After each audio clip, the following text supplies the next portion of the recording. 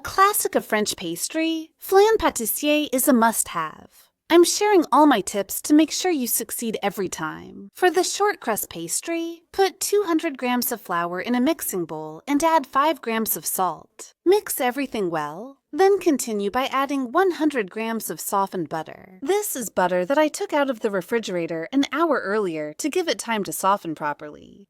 I knead with my fingertips until I get a crumbly mixture. Then I add 50 ml of water and keep mixing until I get a ball of dough. I place it on the work surface. Then I press it down 4 to 5 times on the work surface without overworking it. That could activate the gluten and it will be hard to roll out. We'll then wrap it in plastic wrap and let it rest for at least an hour in the refrigerator. After an hour of resting in the refrigerator, we take our dough, flour the work surface well, and start rolling it out thinly. You can use store-bought shortcrust pastry if you don't want to make it at home, and you can replace the shortcrust pastry with puff pastry. If you prefer, you can even make a custard tart without pastry. It's lighter. After rolling out my pastry well, I gently wrap it around my rolling pin and unroll it over a 20 similar pastry ring. I've placed the ring on a baking tray lined with parchment paper.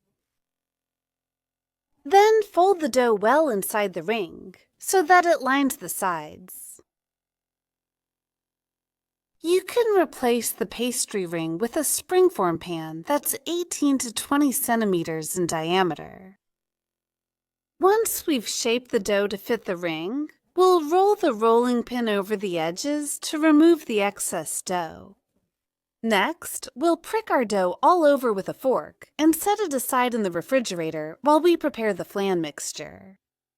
For this, we'll need a vanilla bean, which we'll split in half and then scrape to collect all the seeds. If you don't have a vanilla bean, you can easily substitute it with vanilla extract. In a saucepan, we'll pour 700 ml of whole milk, add the vanilla bean along with the seeds, and bring everything to a boil to let the vanilla infuse well. Meanwhile, break 3 eggs into a mixing bowl. Add 150 grams of sugar and also a packet of vanilla sugar to enhance the vanilla flavor even more. We'll beat everything well to lighten the mixture's color. Next, we continue by adding 100 grams of cornstarch and mix well, starting from the center and moving towards the edges so there are no lumps. Finally, we finish by adding 350 ml of heavy cream and mix everything well. Let me know if you plan to make this recipe. Feel free to ask me any questions so I can help you as much as possible in making this delicious dessert. Once it reaches the boiling point, remove the vanilla bean. Next, we will slowly pour the vanilla milk over the other mixture, whisking well. At the same time, we keep mixing well for a few seconds before pouring the entire mixture back into the saucepan. We will heat everything over medium-high heat and keep stirring until the mixture thickens. We mix vigorously to avoid lumps in our cream. Once it's ready and has thickened well, we remove it from the heat and immediately pour it over our dough. Then we spread the custard mixture evenly, and all that's left is to bake our flan in the preheated oven at 180 degrees Celsius for 50 minutes.